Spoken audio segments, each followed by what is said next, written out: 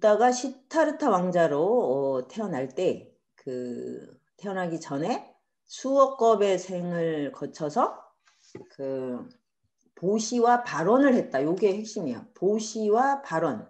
네. 그러니까 불교의 핵심은 일단 이제 나중에 다 공부를 해보면 무아와 공이에요. 무아와 공. 이거를 이해하는 과정인데, 그러면 이제 이런 깨달음에 이르려면 일단 재물이나 물질적인 거, 정신적으로는 이제 명예라든가 지위, 뭐 지배욕 이런 거겠죠. 그런 거를 벗어나는 훈련을 아주 치열하게 해야 된다. 그런데 이제 모든 종교는 다 사실 그 재물로부터 벗어나는 거잖아요. 자유로워지는 거죠. 그런데 거기에 또 하나가 진리를 향한 발언이 있어야 돼요. 그러니까 이제 우리 시대의 이제 종교인들을 보면 그 보시와 선업에는 굉장히 집중을 하시는데 진리에 대한 발언은 상대적으로 좀 약해요. 이제 그러다 보니까 이제 종교가 여러 가지 이제 사회적 문제가 되는 경향도 또 있어요. 이 두 가지가 저는 그 이야기의 핵심이라고 생각합니다. 그러니까 그 전생담을 우리가 확인할 방법은 없어요. 근데 부정할 길도 없어요. 확인하는 것도 굉장한 어떤 뭐 과학이든 뭐든 지식이 필요한데 부정하려고 해도 그게 아니라는 증거도 없는 거예요. 그래서 그 팩트냐 아니냐를 따지는 건 제가 보기에는 그거는 종교에 접근하는 올바른 방법이 아니고 거기에 담긴 의미가 뭐냐 이제 이거를 캐치하는데 딱 두 가지 보시와 발언 요게 이제 두 개의 축인데 그렇게 해서 이제 도솔천이라는 데서 이제 거기서 이제 신들과 이제 하늘 사람들에게 법문을 했다. 계속 이제 공부를 하는 거죠. 그러다가 이제 이 하생 태어나기로 이제 결심을 하는 거기까지가 본생담의 그 중요한 스토리인데 그러니까 도솔천에 갔다. 이게 이제 우리가 모든 종교가 원하는 이제 천국, 정토, 뭐 지상, 낙원 이런 데를 가는 건데 거기가 끝이 아니라는 거. 요게 불교가는 이제 독특한 지점이다. 그거를 또 잘 되새기시고요. 그래서 이제 도솔천에 갔는데 끝난다. 그게 아닌 거예요. 천국에 가서 끝나는 게 아니라는 거죠. 거기서 계속 진리를 향한 발언을 하고 그것과 관련한 공부와 설법을 한다. 그러다가 이제 이제 태어나야겠다고 중생들을 구제하기 위해서는 사람의 몸을 갖고 태어나야겠다. 이렇게 결심을 해서 가장 적절한 시기와 공간, 부모, 뭐 어떤 나라의 형태 등등을 그런 이제 조건을 결정해서 태어난다. 여기가 핵심이라고 했죠. 그러니까 그래서 그때 이제 그 도솔천에 있던 그 이제 수메다 보살이라고도 하고 하여튼 뭐 그러는데 이 이제 붓다가 이제 하생을 할 때 하늘 사람들이 이제 설법을 들을 수 없구나. 그래서 대거 인간으로 태어났다. 이런 이야기도 덧붙여 있어요. 근데 제가 이런 이야기가 이렇게 그냥 그 신화적 상상력 이렇게 보이지 않는 것들이 부처님이 깨닫고 초기에 제자들에게 설법을 하는데 딱 몇 마디를 듣고 다 깨달아요. 이게 너무 신기하잖아요. 그 고집멸도니 뭐 연기법이 이런 거 지금 우리는 그거보다 뭐 몇 배의 진리를 듣는데 안 깨달아지잖아요. 그러니까 뭐가 준비돼 있어야 되는 거예요. 부처님이 지금 당장 내 앞에 온다고 내가 불성이 일어나지 않습니다. 조건이 하나 마련됐을 뿐. 그러니까 이 조건을 가진 존재들이 대거 그 부처님과 함께 하생을 한 게 아닌가. 그래서 이제 초기 승단이 구성이 되는 너무 신기하다고 생각했는데 너무 비논리적이다. 어떻게 한마디 있다가 앉아서 들었는데 바로 그 아라한이 될까? 이 의문이 그 스토리상으로는 풀렸어요. 도솔천에 있던 수많은 하늘 사람들이 그 사람들도 다 이전의 생에서 보시와 바론을 했겠죠. 그 사람들이 다시 그 석가모니와 함께 이 세상으로 내려왔다. 그리고 우리가 그러니까 보시와 바론을 해서 하늘에 도달하고 그 다음에 진리를 추구해서 무엇이 얻어지는가라고 하면 내가 태어나는 곳을 선택할 수 있다. 이거는 정말 놀라운 일인 것 같아요. 그런데 그러면 이제 그럼 다 우리 뭐 이제 나도 그럴 수 있으면 이제 막 이런 초능력이 있으면 너무 좋겠다 뭐 등등 하지만 여기서 핵심은 금수저로 태어나고 뭐 내가 좋은 부모를 만나고 이런 게 아니라 명징하게 이 생으로 온다. 이게 핵심인 거예요. 명징한 정신은. 그러면 어디에 태어나도 상관이 없어요. 사실은. 그러면 그 조건에서 내가 진리를 향해 갈 테니까. 그게 핵심이지. 근데 우리는 이제 딱 그 얘기를 듣는 순간 바로 욕망이 작동해서 그러면 나는 요런 좋은 부모랑 뭐 이런 걸 다 선택해서 태어날 거야? 요렇게 돼버리는. 요게 이제 인간이 갖는 정말 까르마죠. 끊임없이 그쪽으로 욕망을 증식하는 쪽으로 가는 거. 핵심은 그것은 아닌 것 같고요. 제가 보기에는 네팔 밑에 있는 그 카필라바트라는 곳에 샤카족의 왕자로 태어났다. 그러면 이것이 무슨 의미가 있을까? 이 얘기를 먼저 잠깐 말씀을 드리면 카필라바투는 작은 나라예요. 그래서 지난주에도 설명했는데 그때 이제 농업국가에서 도시국가로 이렇게 이동하는 그런 시대였다. 그러면은 그래서 이제 마가다국이라는 겐지스강 쪽에 큰 나라가 제국이 뜨고 있을 때였어요. 근데 이 카필라바투는 코살라국이라고 이 인더스강 쪽에 그쪽에 더 가까운 거기에 있는 제국이었어요. 자, 그러면 이제 문명의 방향이 도시국가로 변환이 된다. 그러면 이 세 나라의 운명이 이미 이제 우리가 예견이 됩니다. 카필라바투는 코살라국에 병합이 돼요. 이제 자꾸 팽창을 하게 되니까. 그런데 이제 코살라국은 마가다국에 나중에 병합이 됩니다. 그래서 이제 이 마가다국이 몇백 년 뒤에 마우리아 왕조라는 거를 일으켜서 그 아쇼카 왕이 인도를 처음으로 통일한다. 뭐 이제 이런 과정. 요 과정을 아시겠죠? 분화됐다가 이제 제국으로 계속 통합되는 과정인데 요거랑 또 하나가 이쪽 인더스 강 쪽에 있던 문명이 원주민 문명이에요. 그 드라비다족이라고 하는. 그런데 우리가 그 다음에 일어난 문명은 아리아인의 도래잖아요.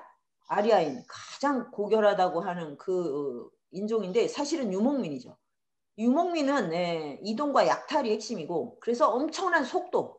그러니까 이제 수레가 달린 전차를 타고 오면서 화살을 날리는 이 엄청난 속도. 이제 이런 문명을 일으킨 종족인데 아리아인이 도래하면서 이 인더스 문명, 원주민 문명이 이제 쇠퇴해서 이동을 해서 겐지스강 쪽으로 문명의 거대한 축이 이동했다. 이것도 이제 인도 문명사에서 아주 중요한 흐름인데 그래서 마가다국이나 코살라국은 그 지배자들이 다 아리아인 계통이었대요. 그래서 이제 겐지스강 쪽으로 이제 이동하는 이제 이 흐름 속에서 이제 마가다국이 이제 최후의 승자가 되는데 카필라바투는 아주 작은 지금으로 치면 뭐 부족 연합 정도 그렇게 이제 정도의 그 작은 나라인데 요 카필라바투랑 이제 붓다가 가장 사랑한 도시가 바이샬리라는 도시인데 요런 그 작은 도시들이 있어요. 마가다국과 코살라국 사이. 요거는 이제 인도 그 공부를 해보시면 알아요. 그런데 요런 나라들은 대부분 아리아인 계통이 아니라는 거예요. 제가 이걸 최근에 알고 너무 진짜 신기했는데 그럼 어떤 종족이냐? 티벳과 몽골 종족에 가깝다는 거예요. 이게 안 신기합니까, 여러분? 티벳과 몽골이 지금 불교 국가잖아요. 그리고 다람살라에 와 있는 지금 불교의 최전선에 있는 전파자들이 티베트잖아요. 이 샤카족이 티베트과 가깝다. 그 종족에 가깝다는 사실이 전 진짜 놀라웠어요. 아리아인 계통이 아니라는 거. 근데 어쨌든 그 당시에 주류가 아니에요. 그래서 정치 체제도 왕이 있긴 한데 공화제에 가까웠다고 합니다. 그러니까 이제 마가다국이나 코살라국은 거대한 제국이 되니까 전제군주적인 방향으로 갈 수밖에 없어요. 그래야지 이게 확장되고 정복을 할 수 있는 힘이 있으니까. 그런데 이제 그 사이에 있는 작은 나라들은 전제군주적인 그런 시스템을 가질 필요가 없죠. 그래서 이제 공화제는 뭐냐면 여러 부족들의 연합으로 거기서 왕이 추대가 되는 방식인 거예요. 그래서 세습이 되기도 하는데 그 추대 방식, 그러니까 굉장히 민주적인 그런 방식으로 운영이 됐던 거죠. 그래서 왜 부처님이 여기에 태어났을까? 이게 이제 굉장히 또 긴밀한 이유가 있어요. 나중에 승원이라는 승가 공동체의 조직적인 특징이 굉장히 독특하거든요. 우리가 지금 너무 당연하다고 생각하는데 인류학적으로 굉장히 독특한 조직이에요.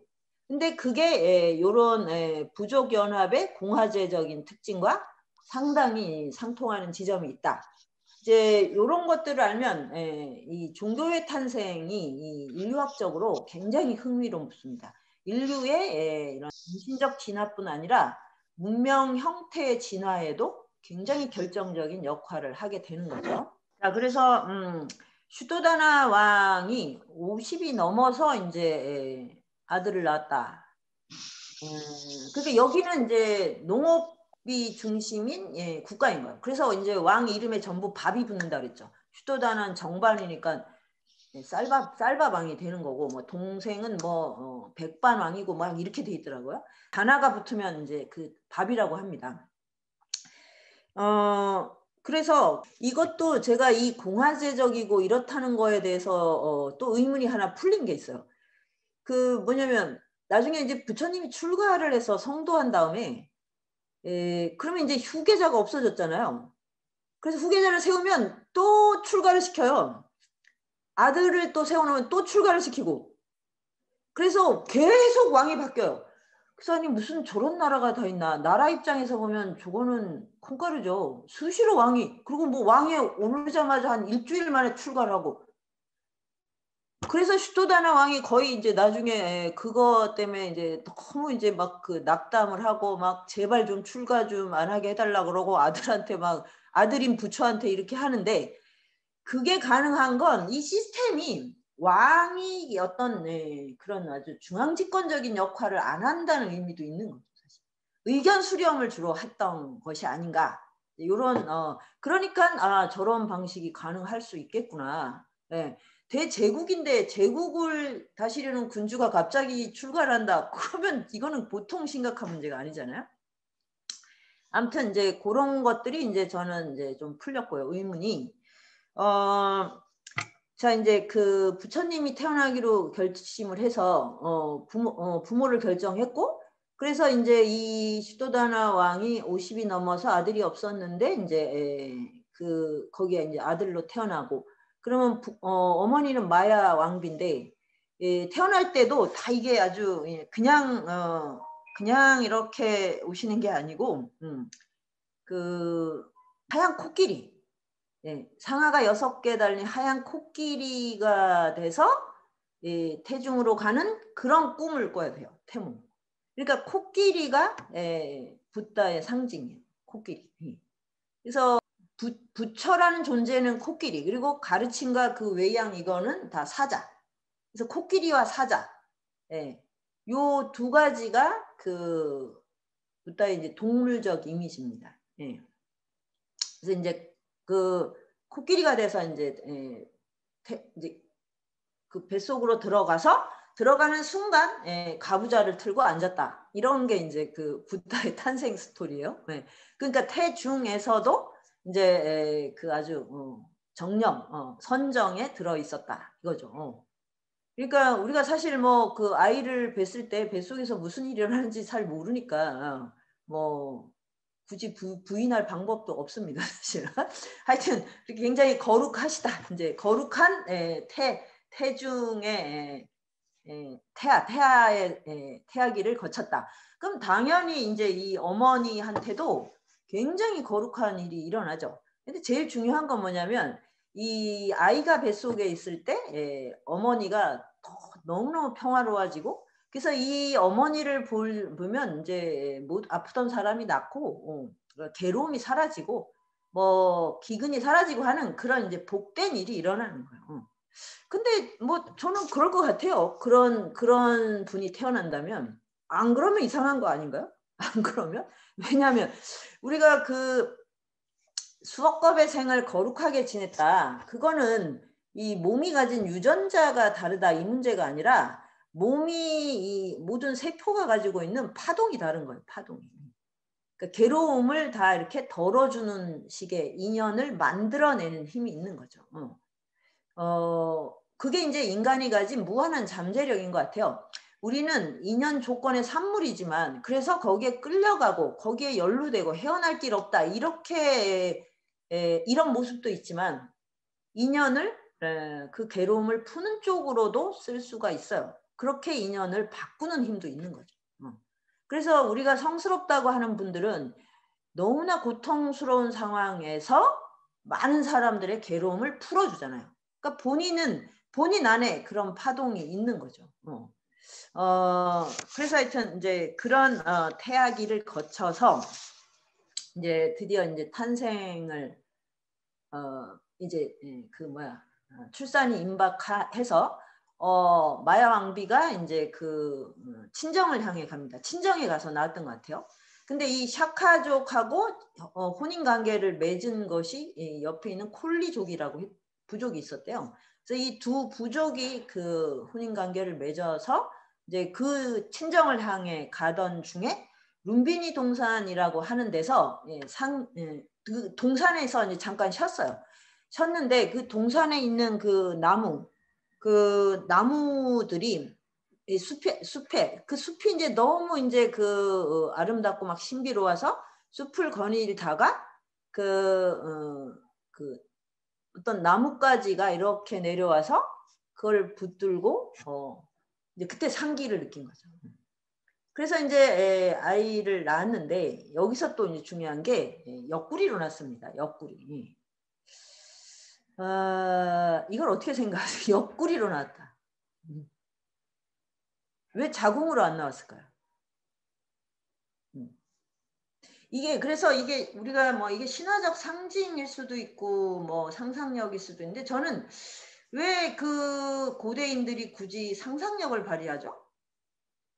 굳이. 우리는 지금 도저히 이게 상상이 아니면 일어날 수 없다고 생각하니까 그런데 왜 고대인들은 뭐 때문에 상징과 뭐 은유 이런 거 메타포를 뭐하러 씁니까? 고대인들의 언어야말로 그냥 어떻게 보면 본대로 있는 대로 그렇게 전했을 뿐인데 현대인들이 그걸 해석을 못하니까 상징이나 허구라고 말하는 게 아닐까 저는 그런 생각이 들거든요.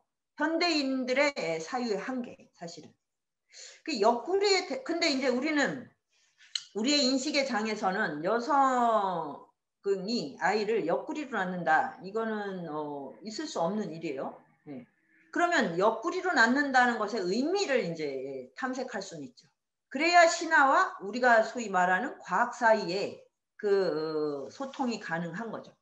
저건 도저히 일어날 수 없는 일이고 허구고 이렇게 해버리면 우리 인식이 마치 전부인 것처럼 착각이 드는데 이게 그렇게 절대적인 것이 아니거든요. 그래서 제가 이제 또 이것저것 공부를 하면서 느낀 것은 예수님도 동정녀고요. 그 예수님이 동정녀에게서 태어났다. 이거를 또 굉장히 이제 조롱하기도 하고 뭐 그냥 그것도 그냥 가공된 뭐처럼 이야기하는데 근데 이 중국 신화에 가도 중국의 신화에서도 그 아주 거룩한 뭐 문왕이든지 뭐 이렇게 거룩한 종족을 낳는 분들 그 여성인데 여성들이 남성과 직접적인 그 성적 교접으로 낳질 않아요. 아주 간접적인 방식이에요. 뭐 발자국을 감응을 했다든지, 예, 나무와 뭐 감응을 했다든지 이런 식으로. 그 왜 이런 식의 그 이 상징성, 이 상징이든 이런 이야기가 많을까? 요것을 잘 음미해야 됩니다. 저는 이게 그래서 오히려 이제 그 성경이 도움이 되는데, 그 낙원에서 쫓겨날 때 아담과 이브라는 그 두 성의 이제 분화가 일어나서 이제 그러니까 이렇게 성이 결합을 해야 생명을 낳는, 여기에서 이제 신과의 분리가 일어난 거죠. 그러니까 우리가 성에 대해서 갖는 성은 우리를 살게 해주고 그 에로스적인 충만함인데, 근데 우리는 성에 대해서 굉장히 부끄러움과 죄의식을 갖고 있어요. 근데 이게 종교나 이런 도덕률을 떠나도 그게 그렇게 뭐라고 할까, 떳떳하고 자랑스럽다는 생각은 잘 하기 어렵습니다. 만약에 그렇다면은 뭐 그건 금지라는 게 있을 필요가 없죠. 뭐 어떤 종류의 섹스도 다 찬양을 해야 되겠죠. 우리가 모든 종류의 창조, 뭐 물건을 창조하고 이런 걸 금지하지 않잖아요. 근데 섹스에 대해서는 어떤 식으로든 하여튼 컴플렉스가 있어요. 그 안에. 그게 이제 무슨 이게 종교를 공부를 해보면 왜 종교는 근원적으로 남녀 간의 섹스에 의해서 신이 탄생할 수 있다는 그렇게 생각하지 않는가.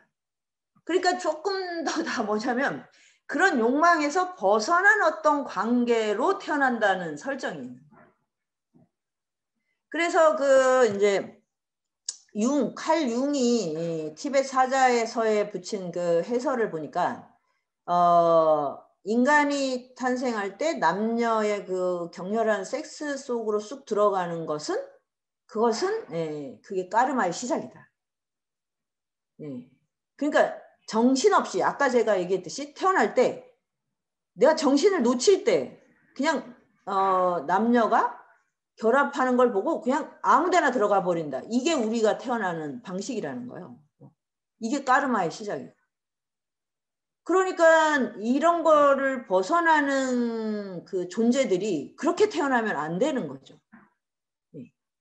그 이야기를 구성할 때 이게 순수한 이야기의 세계라고 설정을 하고 살펴봐도, 그러니까 모든 문명이 거룩한 존재의 탄생은 남녀 간의 그런 정욕의 산물이 아니다는 게 있는 것 같아요.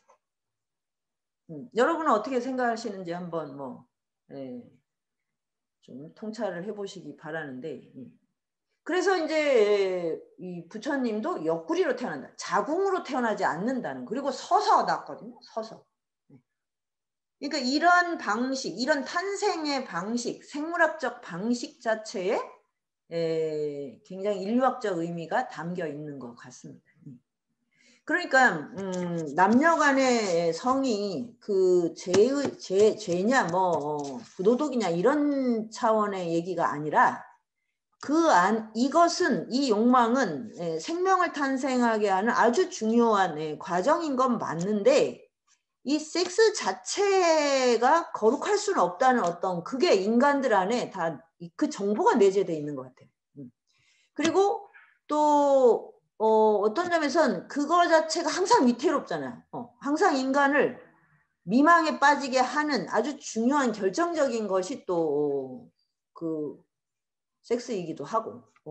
그러니까 그 굉장히 이 균형을 잡는다는 게 정말로 쉽지 않구나. 그거는 뭐 누구나 이제 느끼는 거고, 현대인은 더 심하죠. 정말 앞으로 성은 진짜 범죄와 뭐 같은 단어가 돼버리고 있는 것 같은데, 점점. 그러니까 이렇게 그 교육이 높고, 그 다음에 그 뭐 법이나 이런 것들이 정말 그 합리적이고 뭐 이런 걸로 변하고 기술도 너무 고도화되고 있는데, 근데 왜 우리는 성욕을 정말 사랑이라는, 그토록 갈구하는 사랑이라는 관계로 변주하지 못하는가. 이 지점이 저는 정말로 깊이 탐구되어야 될 거라고 생각해요. 여기서 다 지금 함정에 빠지고 있는 현상이 목격되거든요. 네.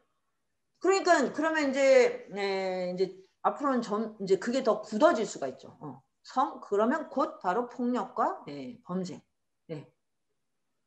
그렇게 되는데 그러면 그거는 인간이 인간에 대해서 굉장히 이제 그 뭐라고 하지? 죄의식과 컴플렉스 덩어리로 만드는 건데 출구가 없잖아요. 출구가. 그래서 어떻게 하면 에로스를 이렇게 로고스적인 것으로 바꿀 것인가. 그게 저는 인류에게 남은 정말 최후의 혁명이 아닐까. 거기서 혁명이 일어나지 않는다면 인간은 자신을 일단 존중할 수가 없고요. 그 욕망 안에서는. 거룩해지는 방법이 없어요. 영적 진화가 가능하지 않겠다. 그게 이제 예전에는 사실 옆구리 나왔다 그러면 이제 우선은 재밌는 이야기네? 이렇게 하고 넘겼는데 여기에 뭔가 근원적인 의미가 있다. 이제 이런 걸 풀다 보니까 이제 그런 생각이 들었죠. 자, 그래서 이제 태어났는데, 자, 그 다음에 이제 아주 비범한 일이 일어났죠. 이 아이가 이제 옆구리에서 이렇게 나오니까 이제 뭐 온갖 신들이 와서 이렇게 받았어요. 그 그물로, 황금 그물로. 그래서 아이가 갓난 아기가 태어나자마자 두 발로 걷기 시작한 거예요. 자, 여기가 이제 걸어서 걷는데 동서남북 혹은 뭐 어디는 상하까지 6개의 방향으로 7걸음을 걸었다. 그 왜 7걸음이냐? 6도 윤회를 벗어난다. 이런 의미라고도 하더라고요. 우리가 6도, 6단계의 윤회를 하잖아요. 지옥이 있고, 그 다음에 축생 있고, 아기, 그 다음에 인간, 그 다음에 이제 아수라, 그 다음에 뭐 천신, 신. 요게 이제 6도 6단계의 윤회거든요. 이거를 벗어난다는 것을 의미한다. 일종의 상수학이죠. 각 숫자가 그냥 중립적인 어떤 것이 아니라 어떤 인간적인 행위와 윤리의 의미를 담고 있는 그런 걸 이제 상수학이라고 말합니다. 중국 문명식으로 하면. 그래서 이제 방향으로 다 걸은 다음에 했다는 그 유명한 말, 천상천하 유아독전. 천상천하 유아독전. 하늘 아래 오직 나 홀로 존귀하다 이런 뜻이죠. 오직 나 홀로 존귀하다. 이 얘기를 처음 들으면 좀 당황스럽죠. 불교는 무와 자비의 종교인데 나 혼자 제일 위대하다고? 그게 너무 모순적으로 느껴지죠. 불교 밖에서 이제 보면.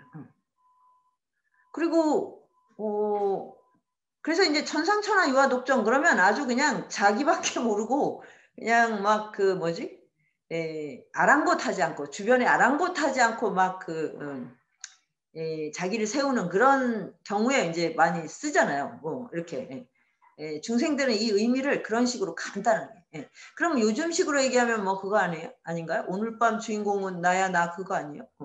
그게 천상천하 유아독전 아닌가? 깐난 얘기가 그렇게 한 거지. 주인공은 나야 나 이렇게. 이게 그래서 이제 이제 그 문장을 이제 하나하나 이제 뜯어봐야 되는데 요 뒤에 이제 8글자가 더 붙어 있죠. 일체계고 아당한지라고 하는. 일체계고는 일체가 다 괴롭다. 그러니까 인간의 삶의 모든 존재의 과정은 다 괴롭다. 아당한지 내가 마땅히 편안하게 하겠다. 그 괴로움에서 벗어나게 해주겠다 이거죠. 벗어나게 하리라 이런 정도인데 그러면 이 앞에 문장 그러니까 일체계고 아당한지는 이해가 되잖아요. 붓다는 이제 그걸 평생의 이제 사명으로 삼았고 그것을 벗어나는 길을 찾았으니까. 그러면 이제 천상천하 유아독전이 뭐냐 이게 문제죠. 그래서 이 오직 나만이 홀로 존귀하다. 예, 오직 나 할 때 이 나는 나라고 하는 주어는 누구를 지칭하냐면 붓다예요. 그러니까 붓다를 선언하는 거예요. 나는 붓다가 될 것이다 이거죠. 태어나는 순간. 네. 그래서 이 세상에 왔으니까 일종의 이제 붓다 선언 같은 거예요. 나. 그러면 붓다는 어떤 존재인가? 모든 아로부터 벗어난 아죠. 그러니까 아주 보편적 자아. 보편적 자아라는 말이 사실 무슨 형용인데, 그러니까 개별적 주체로서 존재하는 아가를 이런 아에서 벗어난 붓다로서의 나, 주어인 거예요. 주어. 근데 그럼 나는 홀로 존귀하다요. 홀로. 이것도 또 약간 왜 홀로라는 표현을 썼지? 예. 이 세 개에 다 우리가 이제 불교 그러면 연기법, 인드라망 이 세 개가 모두 상호 의존돼 있다 이런 건데 왜 홀로라고 말하지? 홀로. 그 이때의 홀로는 그 어디에도 의존하지 않는다는 의미의 독이. 그러니까 붓다의 길은 이전에 있었던 인간에게 주어졌던 어떤 그물에도, 그러니까 어떤 것에도, 어떤 이념, 어떤 표상에도 매이지 않는다. 독립. 예. 그래서 이 두 발로 걷는 거. 그러니까 그런데 이것은 붓다만이 이룬 거라는 거죠. 붓다만이. 그러니까 이전에는 어떤 종교나 사상에서도 없었다는 것을 의미하는 거죠. 사실 그렇죠. 불교라는 이 과정, 아까 말씀드렸지만 보통 이제 그때까지 인간의 욕망은 선업을 쌓고 제사를 잘 지내서 천국에 가는 거, 신이 되는 거, 거기서 끝. 그게 이제 수많은 생이든 단 한 번의 생이든 이렇게 됐는데, 그러면 이제 여기 뭐가 있어요? 그 수많은 이제 그물이 있죠. 뭐 신이 되거나 천국에 가야 해. 그렇게 하려면 신에게 의지해야 되고, 그 다음에 내가 신의 명령을 따라야 돼. 그러면 착한 일을 해야 돼. 착한 일을 내가 했는데 사실 그 안에 뭐가 있어요? 수많은 구속이 있죠. 신에게 잘 보여야 돼. 그러면 신의 대리자인 제사장에게 뭘 많이 갖다 바쳐야 돼. 내가 정말 신을 숭배한다는 걸 증명해야 돼. 그럼 어떻게 해야 됩니까? 수많은 그 희생양을 바쳐야죠. 그래서 많은 이제 동물들이 희생됐죠. 그러려면 돈이 있어야 되죠. 재물이 있어야 되죠. 그래서 내가 신을 만나고 신이 되겠다, 신이 있는 천국에 가겠다고 할 때 자유로워지려고 시작했는데 사실은 더 많은 데 그물에 얽히게 되는 결과를 낳게 되죠. 이게 이제 아리아인들이 가지고 왔던 베다, 그리고 그 브라만 종교, 베다에 의존한 브라만교가 타락하게 된 이유이기도 한 거죠. 그러니까 이 원래 출발점하고 굉장히 달라지는 지점이 생기고, 지금 이제 뭐 종교를 믿는 분들도 그렇게 되는 게 아주 일반적인 코스죠.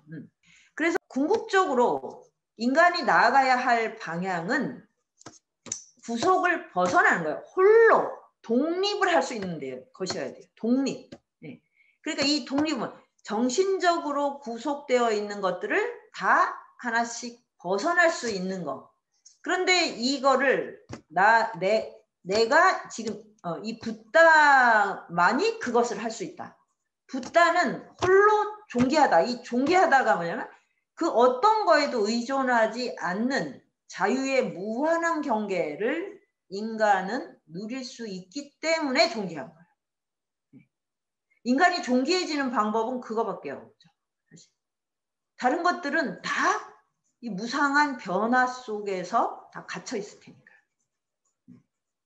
그래서 요 글자 하나하나가 다 붓다의 출현을 예견 담지하고 있다고 이제 저는 네, 풀이가 되더라고요.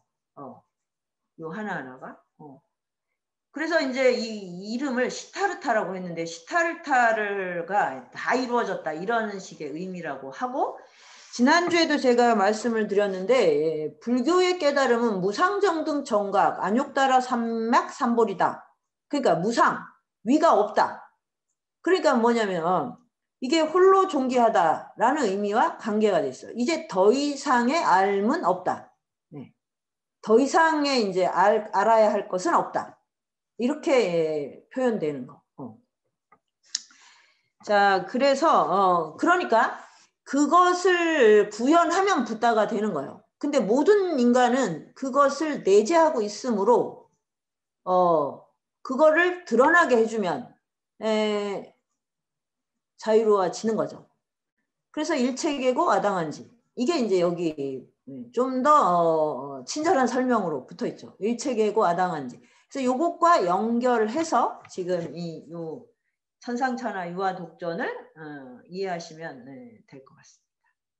두 번째는 이제 이렇게 이제 붓다를 선언하고 저는 사실 그 깐난 애기가 그랬으면 그 다음에 애가 계속 걸어 다녔나? 이게 사실 궁금해서요. 안 그래요? 태어나자마자 이렇게 걸고 말도 했는데 그럼 뭐 이게 너무 조숙해서 그냥 바로 그냥 그 영재 센터로 가는 건가? 그런데 그런 다음에 다시 그 아이를 쌓는 그 강보로 포대기로 들어가서 깐난애기로 삽니다. 그러니까 이거는 뭐냐면 붓다가 가지고 태어난 무의식의 그 위대함을 표현한 거죠. 태어나서 이렇게 선언한 거. 그러니까 뭐야? 여기까지 명확하게 내가 인지하고 도달한 거죠. 그 다음에 뭐야? 인간의 몸으로 살아야 돼. 그래서 이게 정말 참 리얼하다고 느껴지는 거예요. 만약에 시다라면 그 다음에 이제 계속 걷고 뭐 날아다니고 막 그래야지 맞죠. 강보에 쌓여서 아기가 된 거예요. 그러니까 여기 도달하는 데까지 내가 선택하고 판단하고 명징하게 했던 모든 것을 이제 일단 마무리한 거죠. 그 다음엔 철저히 인간의 몸으로서 이 과정을 겪어야만 인간에게 비전이 되죠. 신으로서 막 초능력자로서 살아가게 되면 그거는 혼자 주인공인 거예요. 혼자. 수많은 슈퍼맨이 나와봐야 소용이 없어요. 왜? 걔가 그냥 혼자 잘난 거야. 모든 인간에게 비전을 줄 수 없다는 거. 그러니까 다시 이제 아기로 돌아갔고, 그리고 이런 이제 아기를 낳은 어머니는 장수할 수 없습니다. 그래서 7일 만에 그 룸비니 동산에서 이제 어머니가 도솔천으로 떠나셨다. 이제 사망을 한 건데 그렇게 이제 붓다를 낳는 공덕을 쌓고 도솔천으로 갔다 이렇게 됐죠. 그래서 이제 시타르타 왕자는 엄마를 잃었어요. 그러니까 뭐 여기에 대한 해석도 여러 가지가 가능한데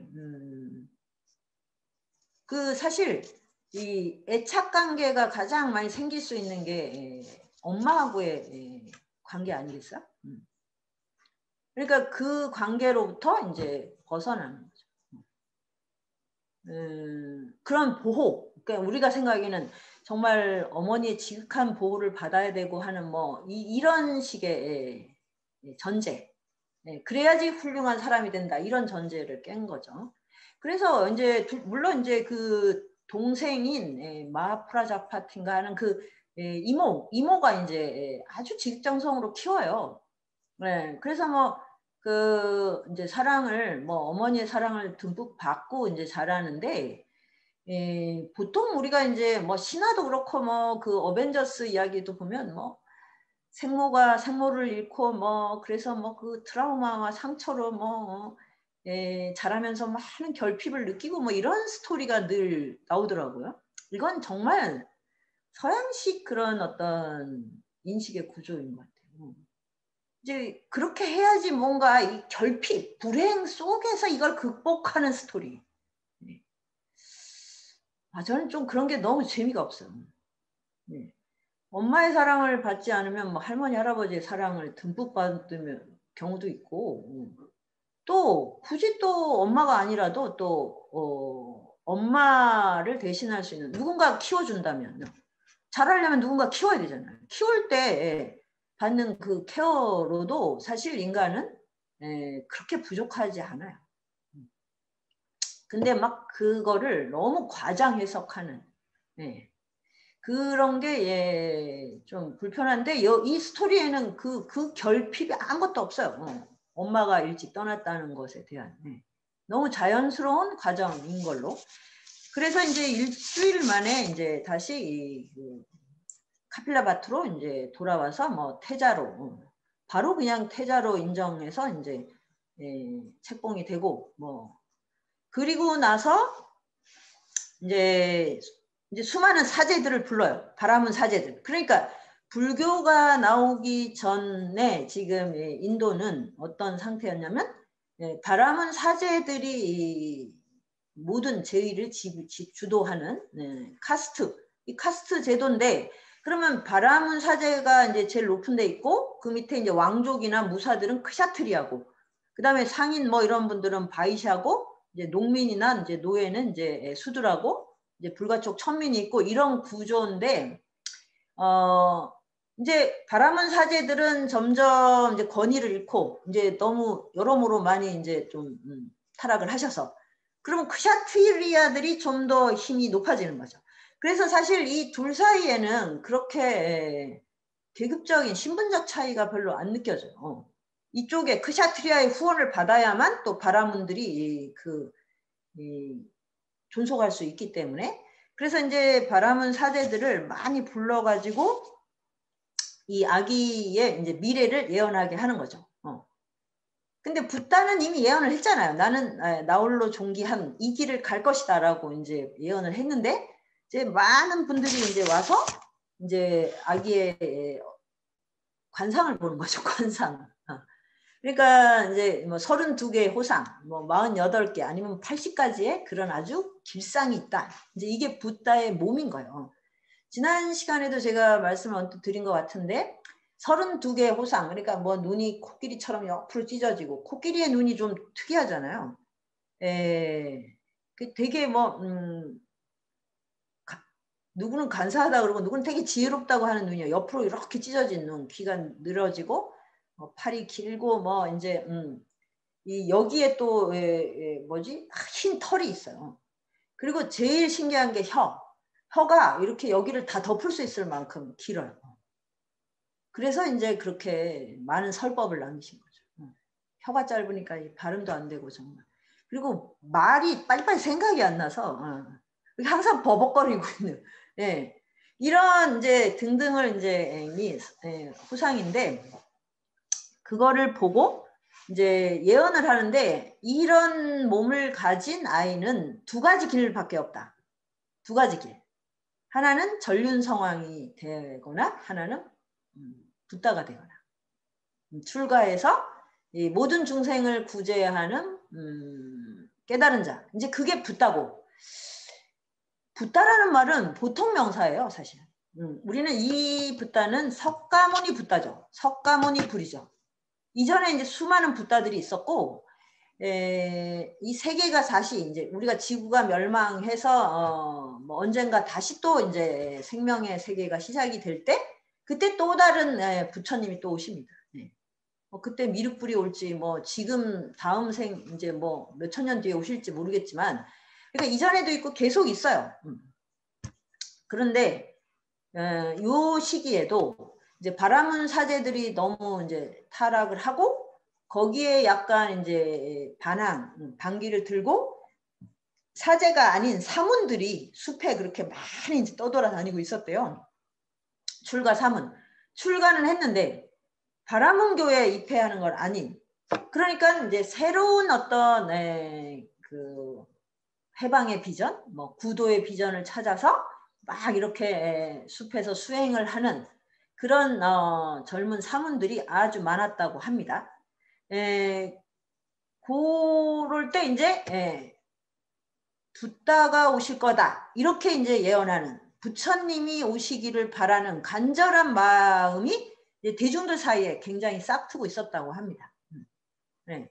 그래서 이제 부처님이 깨닫고 나서 막 어떤 부자가 그 사원을 이제 그 승원을 보시하면서 막 이제 막 알려요, 사람들에게. 부처님이 세상에 드디어 오셨다고. 그러니까 이제 우리가 예수님이 메시아로 막 오셨다고 이렇게 이제 막 그 이스라엘 사람들이 막 노래를 부르던 그거하고 굉장히 비슷한 구조죠. 그래서 이제 그러니까 붓다가 돼서 중생을 다 구제하거나 이제 전륜성왕이 된다. 전륜성왕은 뭐냐면 천하를 통일하는 제왕인데 핵심은 피를 흘리지 않고. 이게 가능한가? 근데 가능한 한 덜 피를 하여튼 덜 흘리는 거겠죠. 근데 천하를 통일하려면 정복전쟁을 해야 되잖아요. 그런데 그 정복전쟁을 해도 자비심을 잃지 않는. 와, 이게 더 어렵겠죠. 붓다가 더 쉬울 것 같아. 전쟁을 하는데 어떻게 피를 안 흘리고 계속 백성을 사랑하고. 그러니까 이거는 저기 중국에서는 유순임금 정도죠. 유임금, 순임금.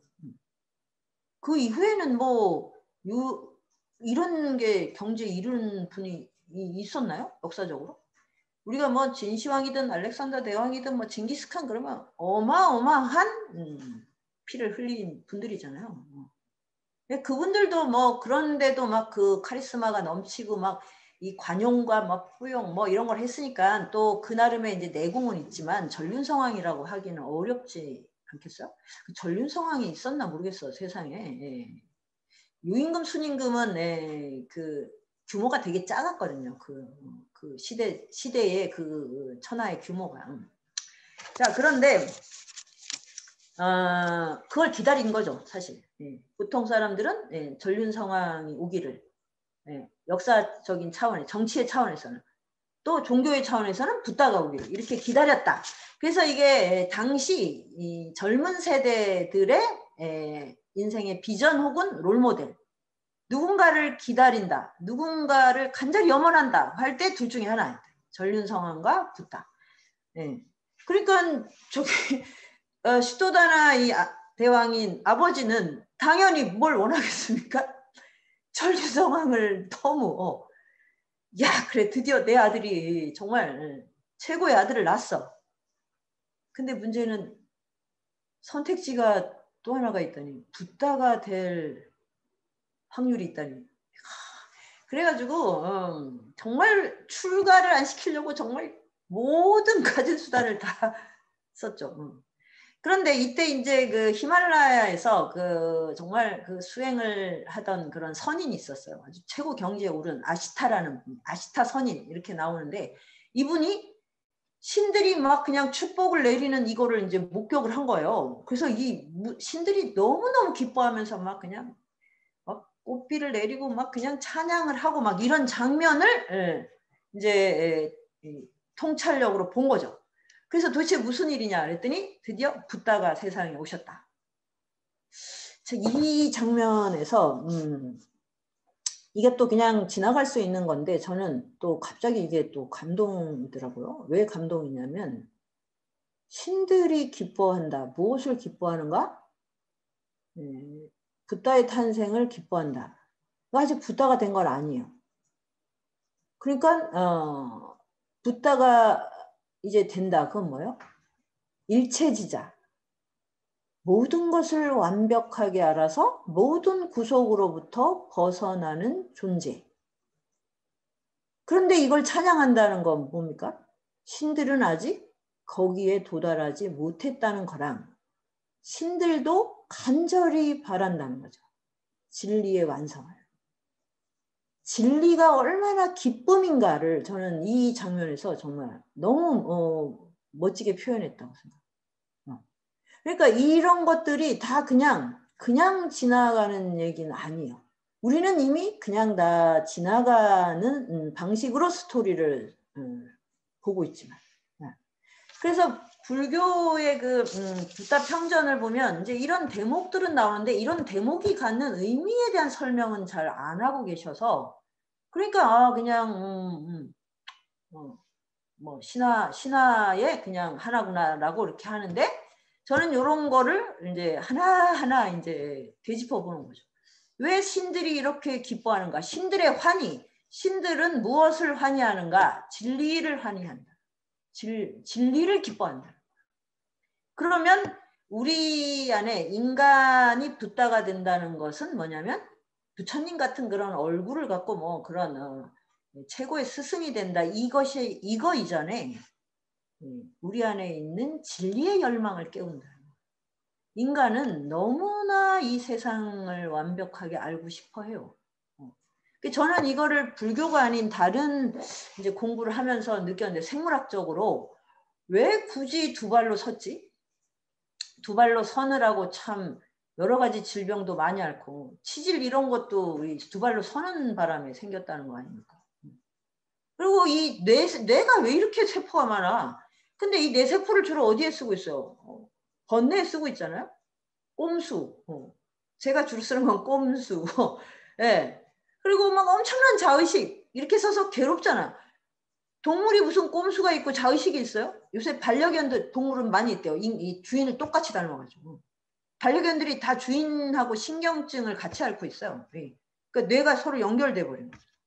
근데 이 동물들은 자의식이 없죠. 그리고 이런 괴로움은 없어요.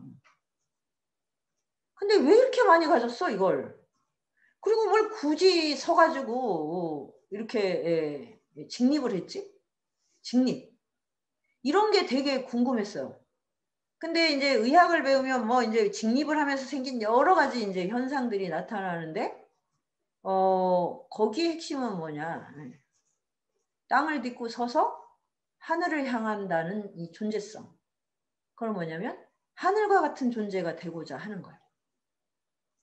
그게 무화든 뭐 진리든 그런 거겠죠.